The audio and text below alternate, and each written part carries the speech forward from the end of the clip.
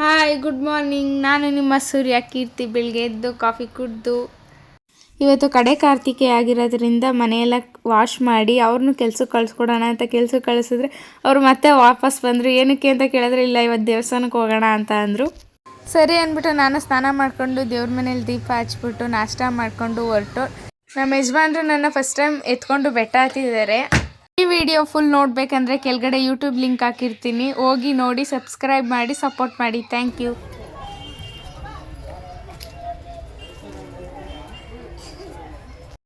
Friends, first time ಬೆಟ್ಟ ಹತ್ತೋರು ಈ ಬೆಟ್ಟನ ಮದುವೆ ಆಗಿರೋ ಹೆಂಡತಿ ಎತ್ಕೋಬೇಕಂತೆ.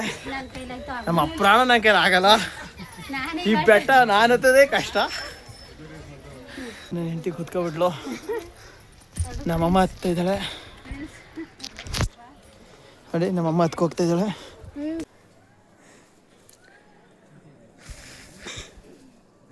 ಕೊನೆಗೂ ಏನು ಮಾಡೋಕ್ಕಾಗಲ್ಲ, ಹತ್ತಲೇಬೇಕು. ಅದು ಇದು ಪದ್ಧತಿ ಇರುತ್ತೆ, ಅದರಿಂದ ಎತ್ಕೊಳ್ಳುತ್ತೆ.